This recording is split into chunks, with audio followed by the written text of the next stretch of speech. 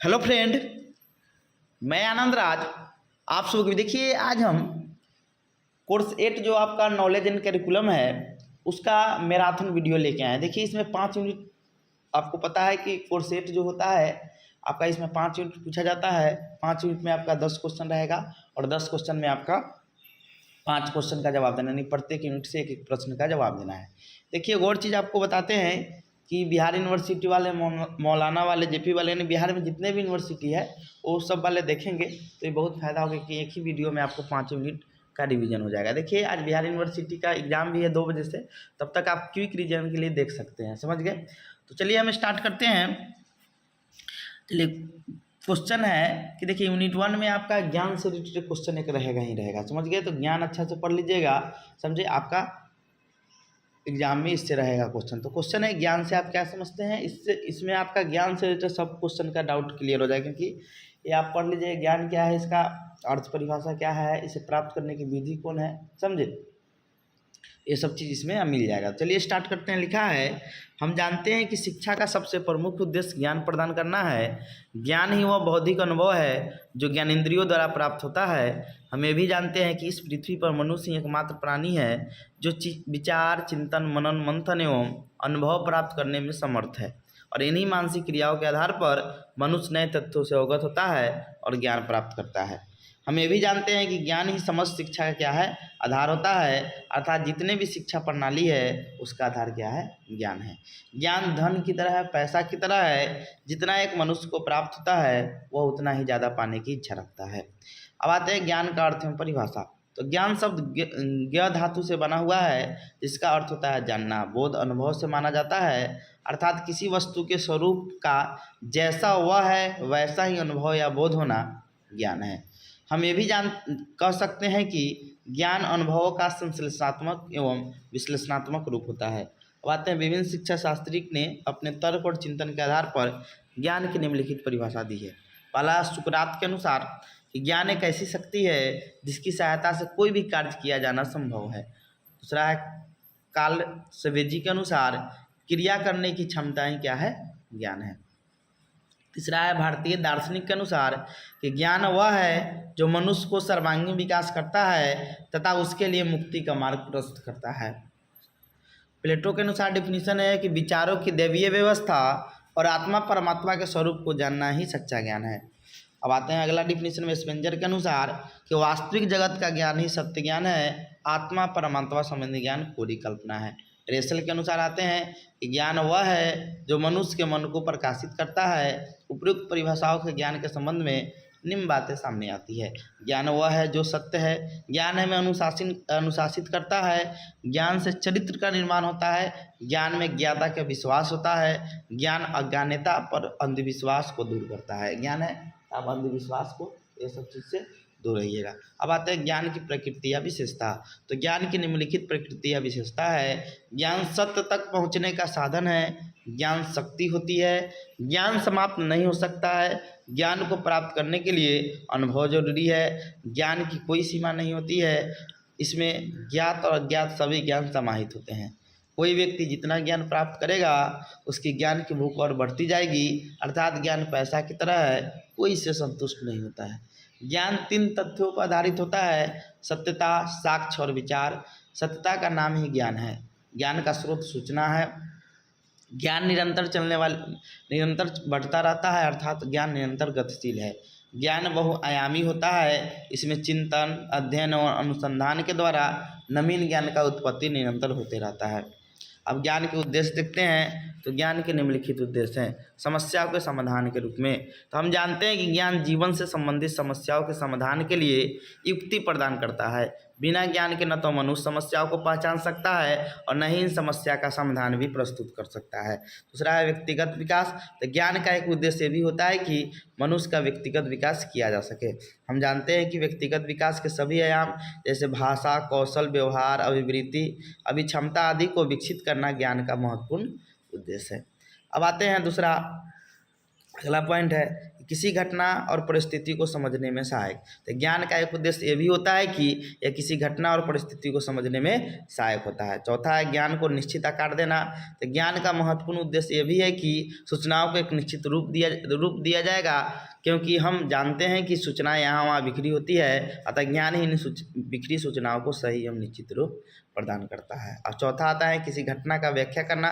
तो हम जानते हैं कि ज्ञान कोई घटना का व्याख्या करता है। ज्ञान ही माध्यम से कोई भी जटिलता की व्याख्या की जा सकती है, ज्ञान के माध्यम से ही।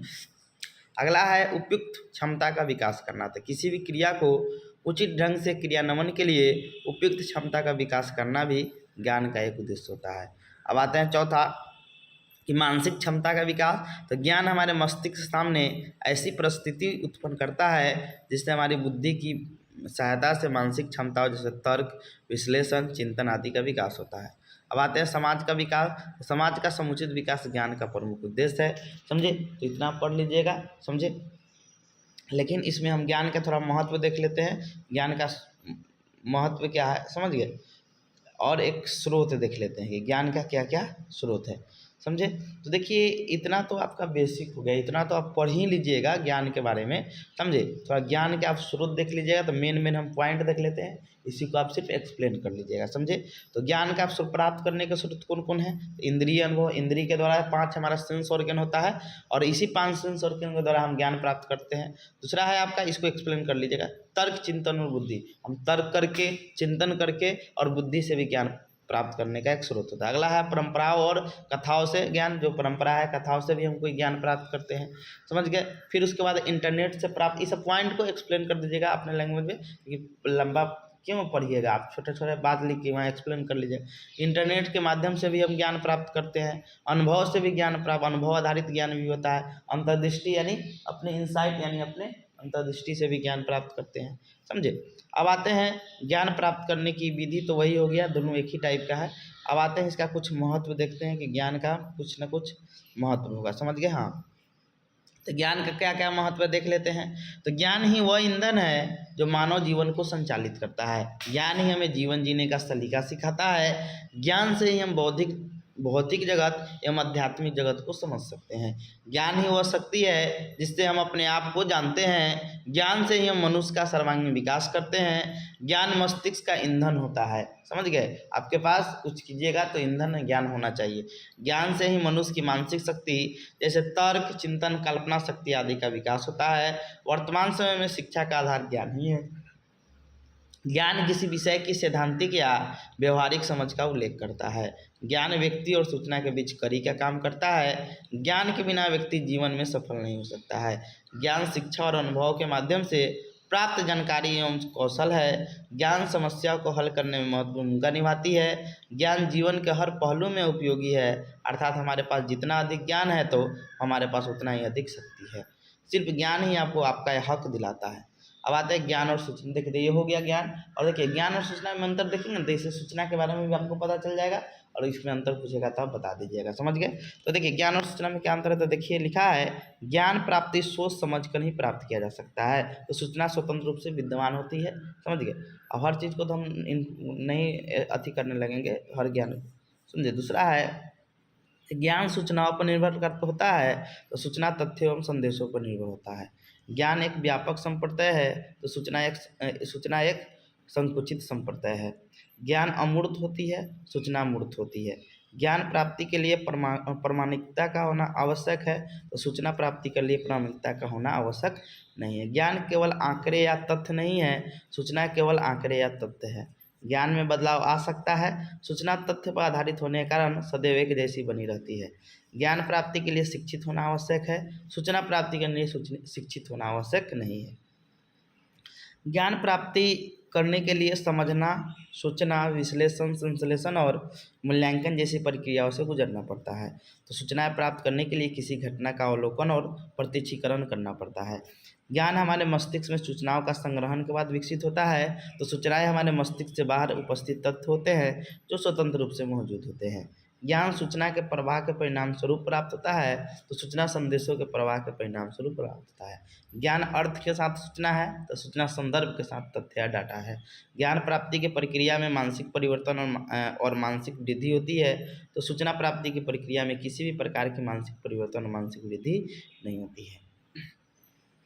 ज्ञान के अंतर्गत तथ्यों की जानकारी को अर्थपूर्ण स्तर पर जानना आवश्यक है तो सूचना के अंतर्गत अर्थपूर्ण जानकारी आवश्यक नहीं है। ज्ञान प्रयोगकर्ता में निहित होता है तो सूचना एक प्रकार से समर्थित डाटा है। अब ये हो गया ज्ञान सूचना में अंतर। अब हम लोग आते हैं, देखिए क्वेश्चन बहुत इंपॉर्टेंट है कि ज्ञान के विविध विशिष्ट पहलू या पक्ष या पहलू को बताते हैं उसके बीच। देखिए इसमें एक टाइप का देखिए ऐसे में आता है सैद्धांतिक ज्ञान और व्यवहारिक ज्ञान, डायरेक्ट पूछ देगा इसी का है, समझे, या फिर पूछ देगा कि आपका स्थानिक ज्ञान एवं वैश्विक ज्ञान क्या होता है, तो या ऐसा टाइप का देगा ज्ञान के विशिष्ट पहलू, या क्वेश्चन आपका ऐसा दे देगा, समझ गए, पूछा हुआ है इसलिए बता रहे हैं क्योंकि ऐसा पूछा जा सकता है आपके एग्जाम में। देखिए है ना, इस सैद्धांतिक ज्ञान और व्यवहारिक ज्ञान के कुछ तो ऐसे भी पूछा जा सकता है या विशिष्ट पहलू करके दिया भी पूछ सकता है, समझ गए। चलिए स्टार्ट करते हैं।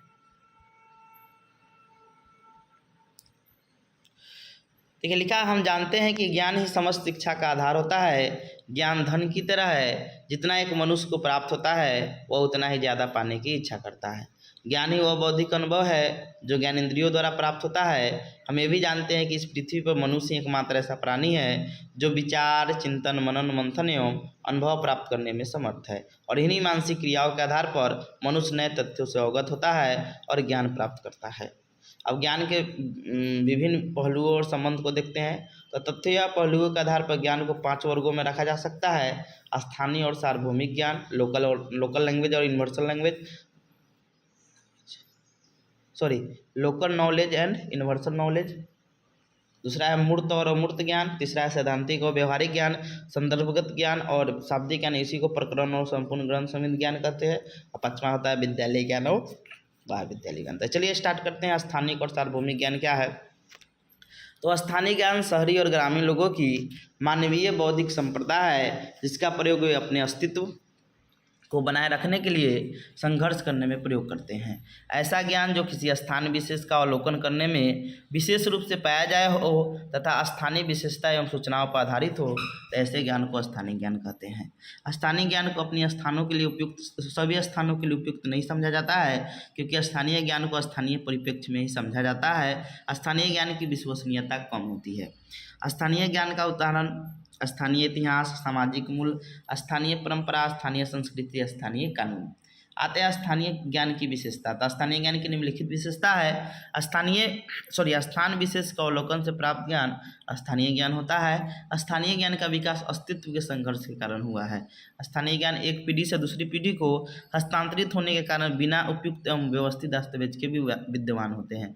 स्थानीय ज्ञान कई क्षेत्रों में बहुत फायदेमंद भी होते हैं, जैसे पशु चिकित्सा, कृषि चिकित्सा, वन्य प्राकृतिक संसाधन का प्रबंधन, आयुर्वेद चिकित्सा तथा सामाजिक संरचना आदि क्षेत्र में। स्थानीय ज्ञान राष्ट्रीय विकास की दिशा तथा दशा का निर्धारण करने में सहायक होता है। स्थानीय ज्ञान जैसा होगा उसकी देश के विकास की दिशा और दशा भी वैसी ही निश्चित होती है। स्थानीय ज्ञान ही सार्वभौमिक ज्ञान का आधार बनते हैं क्योंकि सार्वभौमिक ज्ञान इन्हीं स्थानीय ज्ञान से मिलकर बनते हैं।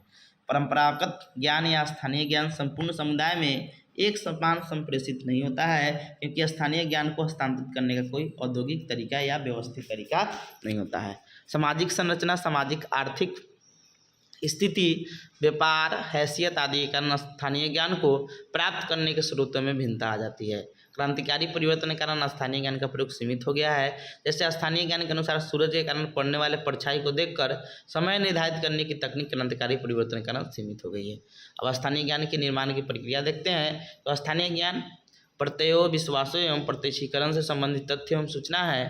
स्थानीय ज्ञान के निर्माण की प्रक्रिया कुल 6 चरणों में संपन्न होती है। ये 6 चरण निम्न है।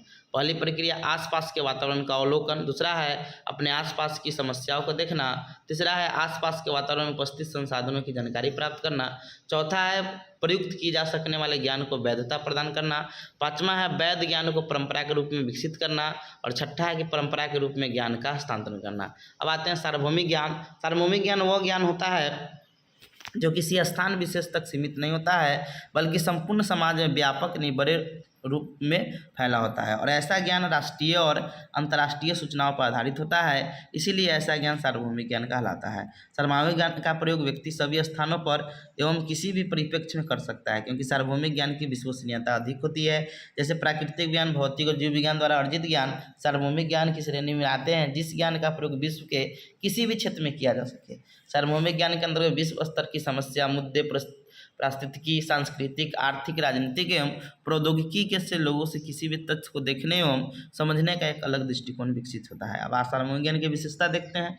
सार्वभौमिक ज्ञान का प्रयोग सभी स्थानों पर होता है। सार्वभौमिक ज्ञान अपने व्यापकता के कारण किसी भी देश, समुदाय या समाज पर लागू किया जा सकता है। सार्वभौमिक ज्ञान का दायरा बहुत विस्तृत होता है, अर्थात इस ज्ञान का दायरा संपूर्ण विश्व में होता है। सार्वभौमिक ज्ञान निश्चित मानकों पर आधारित होता है। निश्चित मानकों से तात्पर्य है कि इस प्रकार के ज्ञान को इस प्रकार निर्धारित किया जा सकता है कि सभी समुदाय, समाज या देश के लोग समान रूप से इसका प्रयोग कर सके। कोई भी राष्ट्र विश्व स्तर पर अपना विकास सार्वभौमिक ज्ञान के आधार पर ही कर सकता है। सामाजिक संरचना, पारिस्थितिकी, संस्कृति आदि में विभिन्नता होने पर भी सार्वभौमिक ज्ञान सभी के समान रूप से प्राप्त होता है। जैसे किसी भी नई तकनीक का विकास होता है तो उसके बारे में सभी को समान रूप से जानकारी प्राप्त होती है। सार्वभौमिक ज्ञान के प्रयोग द्वारा ही हम विभिन्न देशों से वैश्विक स्तर पर संबंध स्थापित कर सकते हैं। व्यापार, वाणिज्य, आर्थिक आदि कुछ विशेष क्षेत्रों में ज्ञान के लिए सार्वभौमिक ज्ञान अत्यंत लाभकारी होता है। अब हम लाते हैं हम लोग सार्वभौमिक ज्ञान का हस्तांतरण होने से दिन प्रतिदिन इस क्षेत्र में विस्तार होता रहता है। सार्वभौमिक ज्ञान सामान्यीकरण के सिद्धांत पर आधारित होता है। सामान्यीकरण का तात्पर्य है कि प्रत्येक परिस्थिति में एक समान प्रकार के परिणाम आए। अब सार्वभौमिक ज्ञान के निर्माण की प्रक्रिया देखते हैं तो हम जानते हैं कि सार्वभौमिक ज्ञान का प्रयोग प्रत्येक परिस्थिति में किया जा सकता है। इसकी विश्वसनीयता स्थानीय ज्ञान की तुलना में अधिक होती है। सार्वभौमिक ज्ञान के निर्माण की प्रक्रिया 5 चरणों में संपन्न होती है। ये 5 चरण निम्नलिखित है। प्रथम प्रक्रिया समस्या या समस्या का अवलोकन करना। द्वितीय प्रक्रिया अधिकांश लोगों के अनुभवों को लिखित रूप में एकत्र करना। तीसरा है कि वैज्ञानिक पद्धतियों का प्रयोग। चतुर्थ प्रक्रिया है समस्याओं का सामान्यीकरण। पंचम प्रक्रिया वैध एवं सार्वभौमिक रूप से प्राप्त परिणाम का प्रयोग करना। अतः मूर्त और अमूर्त ज्ञान। मूर्त ज्ञान तो मूर्त ज्ञान भौतिक जगत से संबंधित सूचनाओं और तथ्यों पर आधारित होता है। मूर्त हमारे जीवन के प्रारंभिक दिनों से ही संग्रहित होना शुरू हो जाता है, क्योंकि यह ज्ञान हमारे व्यवहारिक तथा भौतिक जीवन से संबंधित होता है। मूर्त ज्ञान के अर्जन में हमारी इंद्रियों की महत्वपूर्ण भूमिका होती है तथा यह ज्ञान प्रत्यक्ष होता है। जैसे टेबल, कुर्सी आदि वस्तुओं के नाम सुनते ही ये सब प्रत्यक्ष बोध कराता है। अब मूर्त ज्ञान की विशेषता देखते हैं तो मूर्त ज्ञान की विशेषता निम्नलिखित है। जो वस्तुएं हमें प्रत्यक्ष दिखाई देती है, जिनसे संबंधित ज्ञान को मूर्त ज्ञान की श्रेणी में रखते हैं। मूर्त ज्ञान को समझना और उनकी व्याख्या करना सरल होता है, क्योंकि यह हमारे समक्ष उपस्थित वस्तुओं और घटनाओं पर आधारित होता है। छोटी कक्षाओं में मूर्त ज्ञान दिया जाता है ताकि उसे आसानी से समझ आ सके। मूर्त ज्ञान हमारी इंद्रियों के माध्यम से अस्तित्व में आता है। मूर्त ज्ञान अवलोकन तथा सामान्यीकरण की प्रक्रिया पर आधारित होता है। अब आते हैं अमूर्त ज्ञान। अमूर्त ज्ञान से आशय ऐसे वस्तु या प्रत्यक्ष के ज्ञान से है जो किसी स्थान या समय विशेष में उपस्थित न हो, बल्कि एक विचार के रूप में हो तथा इस प्रकार के ज्ञान को केवल शब्दों के माध्यम से ही व्यक्त किया जा सके तो उसे अमूर्त ज्ञान कहते हैं। जैसे नैतिकता, दया, ईमानदारी आदि। अमूर्त ज्ञान की विशेषता देखते हैं तो अमूर्त ज्ञान की निम्नलिखित विशेषता है। अमूर्त ज्ञान अप्रत्यक्ष तथ्यों एवं सूचनाओं से संबंधित होता है। अमूर्त ज्ञान अमूर्त चिंतन के आधार पर विकसित होता है। यह चिंतन उन वस्तुओं के विषय में किया जाता है जो हमारी आंखों की सीमाओं से परे होते हैं, दूर होते हैं। उच्च तार्किक क्षमता से ही अमूर्त ज्ञान का विकसित होता है। अमूर्त ज्ञान जटिल होता है और यह सरलता से समझ में नहीं आता है। जैसे सत्य, नैतिकता आदि को प्रत्यक्ष रूप से नहीं समझा सकता है। अमूर्त ज्ञान उच्च मानसिक अवस्था में ही संभव है, इसीलिए छोटी कक्षा में अमूर्त ज्ञान दिया जाता है, जबकि वह अमूर्त ज्ञान उच्च कक्षाओं में दिया जाता है। अब आते सैद्धांतिक एवं व्यवहारिक ज्ञान। तो सैद्धांतिक ज्ञान क्या होता है? तो औपचारिक परिवेश में व्यवस्थित तथा मान्य तथ्यों और सूचनाओं पर आधारित ज्ञान सैद्धांतिक ज्ञान होता है। सैद्धांतिक ज्ञान किसी थ्योरेटिकल नॉलेज बोलते हैं, किसी प्रत्यक्ष के सैद्धांतिक पक्ष से संबंधित होता है। सैद्धांतिक ज्ञान दूसरे के अनुभवों का क्रमबद्ध संग्रह होता है। इसकी विशेषता देखते हैं तो सैद्धांतिक ज्ञान की निम्नलिखित विशेषता है। सैद्धांतिक ज्ञान दूसरे के अनुभवों का क्रमबद्ध संग्रह है। सैद्धांतिक ज्ञान दूसरे की व्यक्तिगत खोजों, अनुसंधानों, अनुभवों तथा अवलोकनों का सामान्यीकरण होता है। सैद्धांतिक ज्ञान समझ और विश्लेषणात्मक क्षमता विकसित करने के लिए उपयोगी होता है। सैद्धांतिक ज्ञान प्रयोग ज्ञान के लिए आधार का काम करता है। सैद्धांतिक ज्ञान के स्रोत के रूप में पुस्तकें और संदर्भ ग्रंथ महत्वपूर्ण एवं उपयोगी होते हैं। सैद्धांतिक ज्ञान किसी भी विषय के गहन अध्ययन हेतु आवश्यक माने जाते हैं। सैद्धांतिक ज्ञान का संप्रेषण मॉडल या चार्ट, तुलना, शब्दों या वाक्य सादृश्यता के आधार पर किया जाता है। अब प्रयोग ज्ञान क्या होता है? प्रैक्टिकल नॉलेज, या इसी को व्यवहारिक ज्ञान भी कहते हैं। तो सैद्धांतिक ज्ञान का प्रयोगात्मक पहलू मतलब उसका प्रयोग करना आपका प्रयोगिक ज्ञान कहलाता है। प्रयोग ज्ञान की विभिन्न परिभाषा है कि किसी भी कार्य को करने के लिए सैद्धांतिक ज्ञान का वास्तविक प्रयोग प्रयोगिक ज्ञान कहलाता है। किसी कार्य को करने के लिए अनिवार्य कौशलों और सूचनाओं का व्यवहारिक प्रयोग प्रयोग ज्ञान कहलाता है। सैद्धांतिक ज्ञान का व्यवहारिक कौशलों में परिलक्षित करने वाले ज्ञान को प्रयोगिक ज्ञान कहते हैं। उपयुक्त परिभाषाओं को हम एक उदाहरण के द्वारा समझ सकते हैं। मान लीजिए एक व्यक्ति ने कार चलाने के लिए सैद्धांतिक ज्ञान प्राप्त किया और इस ज्ञान को कार चलाने के सीखने में लिया जाए तो वह सैद्धांतिक ज्ञान कौशल के रूप में परिवर्तित हो जाएगा। इसी को प्रयोगिक ज्ञान कहते हैं। अब आते हैं व्यवहारिक या प्रयोग ज्ञान की विशेषता। प्रयोगिक ज्ञान की विशेषता निम्नलिखित है। प्रयोगिक ज्ञान हमारे जीवन की समस्याओं के समाधान में सहायक होता है। प्रयोगिक ज्ञान प्रयोग करने में योग्य होता है। प्रयोगिक ज्ञान कम स्मृति वाले लोगों के लिए कारगर होता है। प्रयोगिक ज्ञान दूसरे के ज्ञान के बजाय स्वयं करके सीखने पर अधिक बल देता है। प्रयोगिक ज्ञान विषय वस्तु के बजाय प्रत्यक्ष अनुभव पर अधिक बल देता है। प्रायोगिक ज्ञान को सरलता से सीखा जा सकता है। प्रयोगिक ज्ञान बेहतर समझ को विकसित करता है। प्रयोगिक ज्ञान अभ्यास के माध्यम से सुदृढ़ किया जाता है। प्रयोगिक ज्ञान कौशलों के विकास में महत्वपूर्ण भूमिका निभाता है। अब आते हैं प्रकरण और संपूर्ण ग्रंथ संबंधी ज्ञान। लिखा कि प्रकरण संबंधी ज्ञान, तो प्रकरण संबंधी ज्ञान उस ज्ञान को कहा जाता है जिससे हम उस विषय के कुछ संप्रत्यों का ज्ञान रखते हैं। जैसे मनोविज्ञान के क्षेत्र में हम सिर्फ बुद्धि के ज्ञान को मनोविज्ञान में के क्षेत्र में हम सिर्फ बुद्धि के ज्ञान को जान रहे हैं तो यह प्रकरण मतलब टॉपिक संबंधी एक छोटा संबंधी ज्ञान कहलाता है। अर्थात पुस्तक के किसी अंश का ज्ञान प्रकरण संबंधी ज्ञान के अंतर्गत आता है। संपूर्ण ग्रंथ संबंधी ज्ञान, संपूर्ण ग्रंथ संबंधी ज्ञान के अंतर्गत पुस्तकीय ज्ञान के अंतर्गत प्रकरण का पूरा ज्ञान रखा जाता है। जैसे मनोविज्ञान के क्षेत्र में हम बुद्धि, मनोविज्ञान के शाखा, संवेग आदि संपूर्ण क्षेत्र का ज्ञान संपूर्ण ग्रंथ संबंधी ज्ञान में आता है। अब आते हैं विद्यालय ज्ञान और महाविद्यालय ज्ञान। तो विद्यालय ज्ञान क्या होता था? छात्र द्वारा औपचारिक रूप से प्राप्त ज्ञान को विद्यालय ज्ञान कहा जाता है, जिसमें द्वारा एक निश्चित समय सीमा में निश्चित प्रक्रिया द्वारा प्राप्त करता है। विद्यालय ज्ञान में शिक्षा का उद्देश्य, पाठचर्या एवं शिक्षण विधियाँ पहले से ही सुनिश्चित होती है। महाविद्यालय ज्ञान, तो विद्यालय के बाहर प्राप्त होने वाले ज्ञान को महाविद्यालय ज्ञान कहते हैं। जैसे घर में मिलने वाला ज्ञान, पास पड़ोस से मिलने वाला ज्ञान, समुदाय तथा समाज से मिलने वाला ज्ञान, इंटरनेट पर मिलने वाला ज्ञान, महाविद्यालय ज्ञान अनौपचारिक रूप से प्राप्त किया जाता है। उपरोक्त विवरण से स्पष्ट होता है कि ज्ञान के विभिन्न पहलुओं या पक्ष का अध्ययन करने से हमें ज्ञान के बारे में संपूर्ण जानकारी हो जाती है। हम जानते हैं कि वर्तमान समय की शिक्षा प्रणाली बाल केंद्रित शिक्षा प्रणाली है, अतः बच्चों के सर्वांगीण विकास कराने के लिए बच्चों में ज्ञान के संपूर्ण पहलुओं का अध्ययन करना आवश्यक है। समझ गए?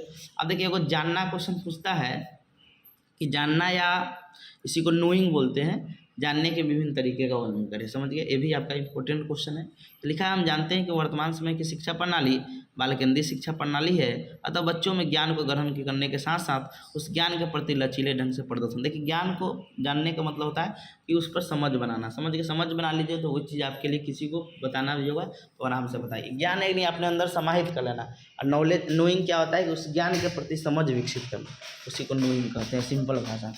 समझ गए? तो वही लिखा है कि अतः बच्चों में ज्ञान को ग्रहण करने के साथ साथ उस ज्ञान के प्रति लचीले ढंग से प्रदर्शन भी करना है। लिखा है, जानना को हम निम्न नामों से जानते हैं: बोध या अवबोध या समझ, अंडरस्टैंडिंग। जानना एक तरह का मानसिक प्रक्रिया है।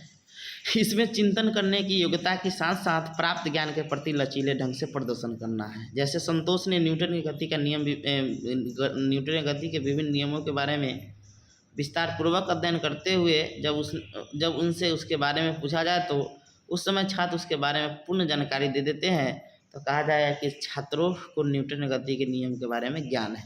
परंतु यदि ये पूछा जाए कि न्यूटन के प्रथम और अंतिम नियम में कोई संबंध है या नहीं, यदि छात्र इन प्रश्नों को उत्तर सरलता के साथ और उदाहरण के साथ दे पाते हैं तो कहा जाता है कि छात्र ने समझ विकसित हो गई है। अर्थात जानना ज्ञान के तुलनात्मक रूप से अधिक जटिल है।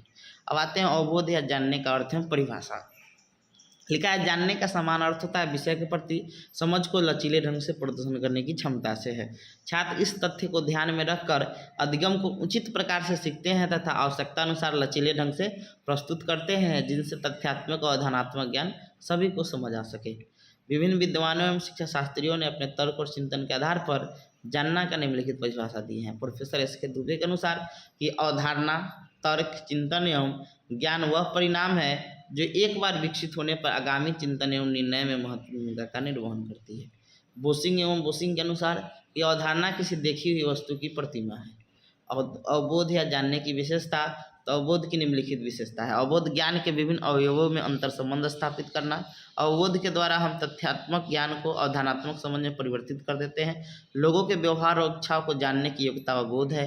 किसी विषय या स्थिति को ज्ञान एवं योग्यता के आधार पर मापन करने में अवबोध महत्वपूर्ण भूमिका निभाता है। अवबोध का प्रमुख विशेषता है समान वर्ग से संबंध, सभी से संबंधित कल्पना एवं वास्तविकता से संबंध स्थापित करता है। परिवर्तन की स्थिति समझ या अवबोध के द्वारा ही ला सकते हैं। अब जानने के विभिन्न तरीके हैं, कौन कौन है? तो पहला भाषा, तो कोई भी चीज़ पर जानना या बोध के लिए उस चीज या वस्तु की भाषा सरल एवं परिवेश के अनुरूप होनी चाहिए, तब हम कोई भी चीज़ पर बोध स्थापित कर सकते हैं। अनुभूति के माध्यम से जब हम किसी घटना या प्रक्रिया या वस्तु का प्रत्यक्षीकरण करते हैं अर्थात सोच समझ कर देखते हैं, तब जो निष्कर्ष प्राप्त होता है वही जानना है। अब आते हैं परिभाषित करने के योग्य बनाना। तो ज्ञान को वास्तविक रूप प्रदान करने के लिए उसको परिभाषित करना होता है, और ये जब परिभाषित हो जाता है तब कहा जाता है हो गया, समझ विकसित हो गया। अगला है अधिसंज्ञान या बहुसंज्ञान मेटाकोग्निशन। तो अधिसंज्ञान एक ऐसी प्रक्रिया है जिसमें छात्र विविध स्थितियों के बारे में संरचना का विकास करता है, जिसके आधार पर विविध क्षेत्रों में संज्ञानात्मक विकास की प्रक्रिया संपन्न होती है।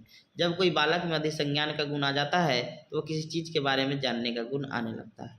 अधिसंज्ञान की प्रक्रिया बालक में जन्म के बाद ही प्रारंभ हो जाती है और इसका सर्वोत्तम विकास किशोरावस्था में होता है। आते हैं कल्पना।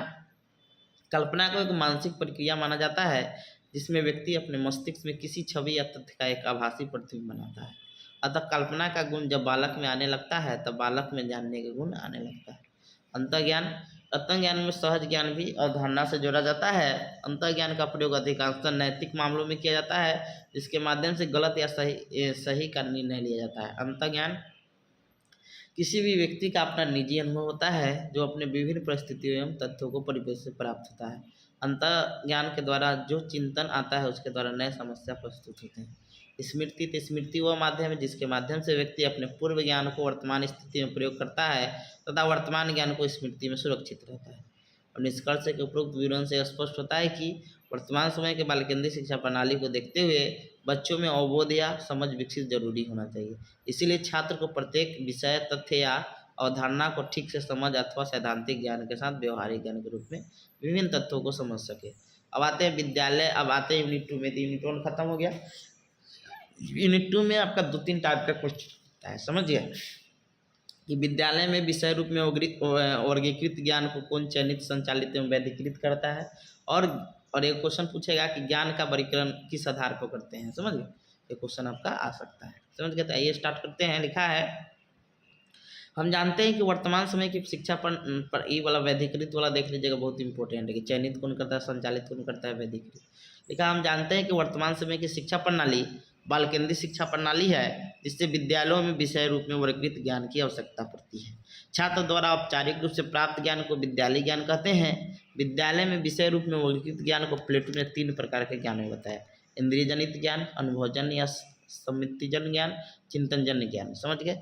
अब इंद्रिय जनित ज्ञान क्या होता है? जब हम अपनी इंद्रियों की सहायता से ज्ञान की प्राप्ति करते हैं उसे इंद्रिय जनित ज्ञान कहते हैं। हम जानते हैं कि हमारे पास 5 इंद्रियां हैं: नाक, कान, आँख, त्वचा एवं जीभ। जब इन्हीं से ज्ञान प्राप्त होता है तो वह ज्ञान इंद्रिय जनित ज्ञान कहलाता है। अनुभवजन्य ज्ञान, जब हम अपने वातावरण से अनुभव अर्जित करके ज्ञान की प्राप्ति करते हैं तो उसे अनुभवजन्य ज्ञान कहते हैं। यह ज्ञान बहुत बार विश्वसनीय नहीं होता है क्योंकि कई बार घटनाओं को देखने का हमारा दृष्टिकोण हमारे अपने विश्वास और मान्यताओं पर आधारित होता है। अब आते हैं चिंतनजन्य ज्ञान। जब कोई चिंतन के द्वारा ज्ञान की प्राप्ति होता है तो उसे चिंतनजन्य ज्ञान कहते हैं। चिंतनजन्य ज्ञान अधिक वैध तथा विश्वसनीय होता है क्योंकि इस पर ज्ञान विश्लेषण के उपरांत प्राप्त होता है। अब आते हैं विद्यालय के विषय में वर्गीकृत ज्ञान को कौन चयनित, संचालित व वैधिकृत करता है। तो विद्यालय में प्रशासन एक ऐसी संस्था है, यानी एडमिनिस्ट्रेशन, जो ज्ञान से संबंधित वैधता एवं आयोजकों का निर्माण करता है। प्रशासन वह क्षमता है जिसके द्वारा सामाजिक शक्तियों एवं विरोधी तत्वों को एकांकी अवयव में समन्वयित किया जाता है जिससे वे एकता के रूप में संचालित हो सके। कैम्पबेल एवं अन्य के अनुसार कि शिक्षा प्रशासन में शिक्षण तथा सीखने की प्रक्रिया से संबंधित लक्ष्यों तथा नीतियों के विकास को प्रोत्साहित करने वाली सुविधाएं निहित है। प्रशासन पाठ्यक्रम द्वारा उन उद्देश्यों की प्राप्ति करने पर बल देता है जिसका समाज का प्रचलित दर्शन निर्धारित करता है। समाज के अंतर्गत सामाजिक, सांस्कृतिक, ऐतिहासिक, राजनीतिक, आर्थिक आदि गतिशील तत्व सामाजिक दर्शन का निर्धारण करते हैं और सही सामाजिक दर्शन पाठ्यक्रम के माध्यम से ही शैक्षिक उद्देश्यों का सूत्र प्राप्त करते हैं। पाठ्यक्रम को प्रभावशाली बनाने के लिए यदि प्रशासन सक्रिय हो जाए तब पाठ्यक्रम को कहीं अधिक प्रभावशाली बनाया जा सकता है। सर्वप्रथम प्रशासन को पाठ्यक्रम और उससे संबंधित अनेक सहायक सामग्री और शिक्षकों एवं छात्रों का उपलब्ध करवाएंगे, जैसे विज्ञान विषय से संबंधित अनेक प्रयोगात्मक वस्तु, दत्ते पदार्थ आदि जब शिक्षक बालकों को करके सीखे और अनुसंधान विधि द्वारा शिक्षण अधिगम कराएंगे तब उनका प्रभाव अधिक पड़ेगा, क्योंकि सैद्धांतिक अध्ययन एवं व्यवहारिक अध्ययन का बालक के ऊपर सकारात्मक प्रभाव पड़ता है। यदि पाठ्यक्रम में शैक्षणिक भ्रमण को सम्मिलित कर दिया जाए, देश का भूगोल और इतिहास आसानी से समझा जा सकता है। पाठ्यक्रम के विधिवत संचालन के लिए प्रशासन उत्तम एवं नियमित शिक्षकों की व्यवस्था करेगा तथा विषय के विशेषज्ञों को प्राथमिकता प्रदान करेगा। यदि प्रशासन अपना सहयोग शैक्षिक कार्यों में करे तो पाठ्यक्रम को विधिवत पढ़ाने पर बल प्रदान करे तो सच में पाठ्यक्रम को बहुत अधिक प्रभावशाली बनाया जा सकता है। अन्यथा पाठ्यक्रम में दिनों दिन निरसता बढ़ती, निरसता मतलब एक तरह आलसता बढ़ती रहेगी और पाठ्यक्रम एक बोझ बनता चला जाएगा। समझ गए। अब आते हैं निष्कर्ष के उपरोक्त विवरण से यह स्पष्ट होता है कि वर्तमान समय के बाल केंद्रित शिक्षा प्रणाली में विद्यालय में विषय रूप में वर्गीकृत ज्ञान का होना अति आवश्यक है। विद्यालय में विषय रूप में वर्गीकृत ज्ञान को चयनित संचालित वैदिक विद्यालय के प्रशासन करते हैं। अब आते हैं ज्ञान के वर्गीकरण की क्या आवश्यकता है, किस आधार पर ज्ञान को वर्गीकृत किया जाता है। तो लिखा, हम जानते हैं कि ज्ञान एक चुंबक की भांति होता है जो आसपास की सूचनाओं को अपनी ओर आकर्षित कर लेता है। हम ये भी जानते हैं कि शिक्षा का सबसे प्रमुख उद्देश्य ज्ञान प्रदान करना है। ज्ञान ही वह बौद्धिक अनुभव है जो ज्ञानेंद्रियों द्वारा प्राप्त होता है और इस पृथ्वी पर मनुष्य एकमात्र प्राणी है जो विचार, चिंतन, मनन, मंथन एवं अनुभव प्राप्त करने में समर्थ है और इन्हीं मानसिक क्रियाओं को आधार मानकर मनुष्य नए तथ्यों से अवगत होता है और ज्ञान प्राप्त करता है। ज्ञान का वर्गीकृत इसीलिए करना चाहिए कि ज्ञान भिन्न भिन्न प्रकार के होते हैं। यदि हम सभी ज्ञान का अध्ययन एक साथ करेंगे तो ज्ञान के बारे में हम संपूर्ण जानकारी नहीं ले पाएंगे। ज्ञान वर्गीकरण का प्रमुख आधार है मानव को माना जाता है जो अपनी आवश्यकता के आधार पर ज्ञान को वर्गीकृत करता है। समझ गए। अब किस आधार पर ज्ञान का वर्गीकृत करता है तो आइए देखते हैं। ज्ञान के वर्गीकरण की प्रक्रिया को किस आधार पर संपन्न किया जाए एक महत्वपूर्ण विषय है। ज्ञान के वर्गीकरण ज्ञान के भांति एक व्यापक और जटिल प्रक्रिया है। इसके लिए उन आधारों का चुनाव करना चाहिए जिससे वर्गीकरण सफल माना जा सके। आज प्रत्येक अभिभावक विद्यालय और विद्यालय ज्ञान से यह अपेक्षा करता है कि उसका बालक का सर्वांगीण विकास हो तथा बालक को समाज, राष्ट्र और अंतर्राष्ट्रीय स्तर पर प्रसिद्धि प्राप्त हो। ज्ञान का वर्गीकरण इन सभी अपेक्षाओं और मान्यताओं के आधार पर होना चाहिए जिससे कि वह समग्र रूप से प्रस्तुत किया जा सके। ज्ञान के वर्गीकरण को समग्र और त्रुटि रहित बनाने के लिए इसमें समय समय पर सुधार भी किए जाते हैं। इस प्रकार के वर्गीकरण निम्नलिखित आधार है। तो पहला है दार्शनिक आधार पर। समझ गए। तो दार्शनिक आधार, इस सबको याद रखिएगा, इसको सिर्फ एक्सप्लेन। दर्शन मतलब विभिन्न दर्शनों, जैसे प्राकृतिक, समझे, आपका प्रयोजनवाद, आदर्शवाद में जो जो दर्शन दिया गया है तो उसके आधार पर भी कुछ न कुछ बताया गया है तो उसको एक्सप्लेन कर सकते हैं। तो दार्शनिक आधार पर कर सकते हैं। समझ गए। प्रयोजनवाद, आदर्शवाद, इसके फिर है सामाजिक आधार पर, जो समाज में है उसके आधार पर। तीसरा है राजनीतिक आधार पर। चौथा है प्राकृतिक। ये सब याद रखिए। प्राकृतिक आधार पर इसको एक्सप्लेन तो लिख ही सकते हैं, थोड़ा मोड़ा इतना आप पढ़ेंगे तो अभी शॉर्ट याद रखिए। समझे। आर्थिक आधार, नैतिक आधार, मानवीय आधार, आध्यात्मिक आधार, सार्वभौमिक आधार, सांस्कृतिक आधार, धार्मिक आधार, वैज्ञानिक आधार पर हम इतना आधार पर क्या करते हैं, इसको वर्गीकृत कर देते हैं। पॉइंट सब याद रखिएगा कौन कौन। तो आपका पहला है दार्शनिक, दूसरा का है सामाजिक, तीसरा है राजनीतिक, चौथा है प्राकृतिक, पाँचवा है आर्थिक, छठा है नैतिक, सातवां है मानवीय, आठवां है आध्यात्मिक, नौवां है सार्वभौमिक, 10वां है सांस्कृतिक और 11 है धार्मिक, 12 है वैज्ञानिक। इसमें इतना याद करके इसको एक्सप्लेन कर सकते हैं।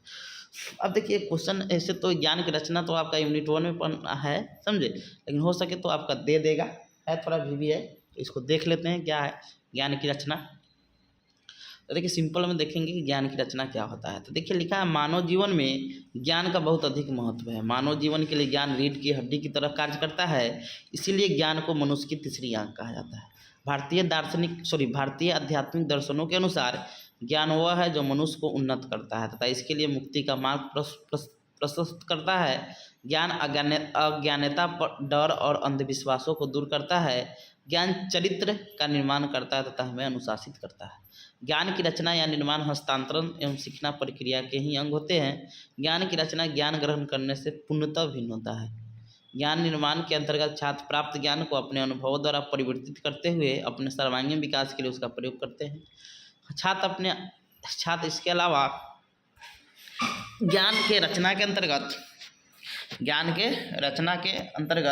ज्ञान के कुछ नई चीज़ों को वाद विवाद, खोज, खुले एवं स्वतंत्र रूप से क्या करते हैं, सीखने में संबंध स्थापित करते हैं। अब ज्ञान के निर्माण की परिभाषा, तो विभिन्न विद्वानों एवं शिक्षा शास्त्रियों ने अपने तर्क और चिंतन के आधार पर ज्ञान की रचना की निम्नलिखित परिभाषा दी है। पहला शर्मा एवं बरोलिया के अनुसार कि ज्ञान के निर्माण का तात्पर्य सूचनाओं का प्रबंधन, संगठन एवं पुनः प्राप्ति की प्रक्रिया से है, जिससे विज्ञान, तकनीकी, दर्शन और सामाजिक व्यवस्थाओं से संबंधित तथ्यों को सरलीकृत रूप से प्रस्तुत किया जा सके। दूसरा है दुबे के अनुसार कि ज्ञान के निर्माण का आशय सूचनाओं के संगठनात्मक एवं उपयोगी स्वरूप से है, जिसके माध्यम से छात्रों को सर्वांगीण विकास हेतु ज्ञानात्मक सामग्री की उपलब्धता सरलता से होती है।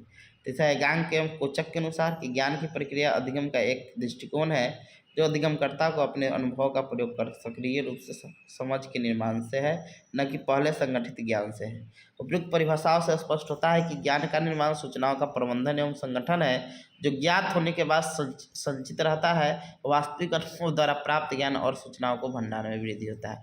अब ज्ञान की रचना में शामिल विभिन्न तत्व कौन है, तो पहला अवधारणाओं का अपना कार्य। अवधारणात्मक अर्थ को तार्किक और संज्ञानात्मक अर्थ भी कहते हैं।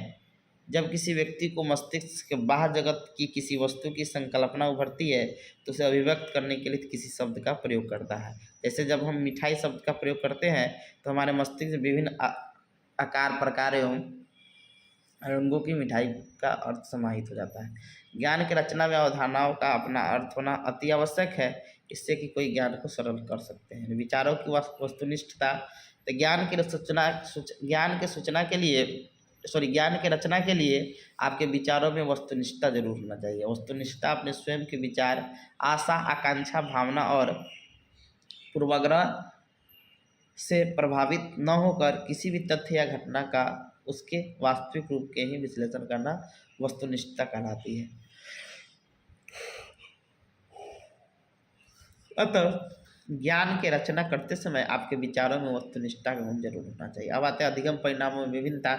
ज्ञान की रचना के लिए जरूरी है कि आप में अधिगम परिणामों में विभिन्नता होनी चाहिए, क्योंकि अधिगम परिणामों में विभिन्नता नहीं होगा तो आप अच्छा से ज्ञान का रचना नहीं कर सकते। जैसे आप कोई चीज़ सीख रहे हैं, फिर आप उसी चीज़ को दोबारा सीखिएगा तो पहले से ज़्यादा सीखना होगा। कोई बालक एक बार में पढ़कर मैट्रिक का एग्जाम दिया तो 300 आता है नंबर, दूसरा बार पढ़ के एग्जाम देगा तो 350 नंबर आता है, तब वो अच्छा से ज्ञान का रचना किया। अब आते हैं सृजनात्मक परिणाम। तो ज्ञान की रचना में सृजनात्मक परिणाम का महत्वपूर्ण योगदान है।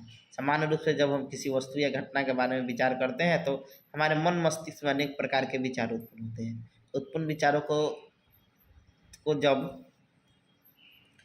हम व्यवहारिक रूप प्रदान करते हैं तो उसके पक्ष एवं विपक्ष, लाभ हानि हमारे समक्ष आती है, यही सृजनात्मक परिणाम है। जैसे जेम्स वाट ने रसोई घर में आने वाली एक आवाज़ को सुना तथा जाकर देखा कि चाय के केतली का ढक्कन बार बार उठ रहा है तथा गिर रहा है।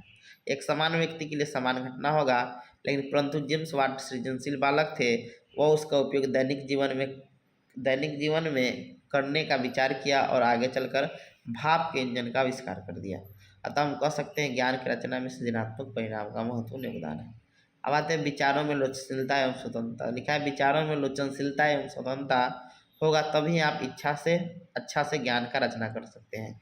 विचार में लोचनशीलता का अर्थ होता है आप हमेशा नए दृष्टिकोण से कोई चीज़ को प्रस्तुत करेंगे तथा विचार में क्या होगा, लचीलता होने से परिस्थितियों को बदलने पर उसमें अपने विचारों में परिवर्तन करने की क्षमता भी होनी चाहिए। जैसे नेता में लोचनशीलता का गुण अधिक पाया जाता है, वह चुनाव के समय गरीब के यहाँ भी बड़े बैठ के खाएगा, तो चुनाव जीतेगा तो बड़े बड़े होटल में भी रहेगा। अतः ज्ञान की रचना में लोचनशीलता का गुण होना अति आवश्यक है। अब आते हैं समान गतिशील आधारित शिक्षण। लिखा है ज्ञान की रचना करने के लिए आपको समानता गतिशील आधारित शिक्षण करना होगा, तब आप अच्छे से ज्ञान का रचना करवा सकते हैं। जैसे कोई टीचर क्लास में गतिशील आधारित शिक्षण करवाता है तो छात्र अच्छा से ज्ञान का रचना कर सकता है। निष्कर्ष लिखा है कि उपरोक्त विवरण से स्पष्ट होता है कि वर्तमान समय के बाल केंद्रीय शिक्षा प्रणाली में ज्ञान का रचना करने का गुण प्रत्येक छात्र में होना चाहिए।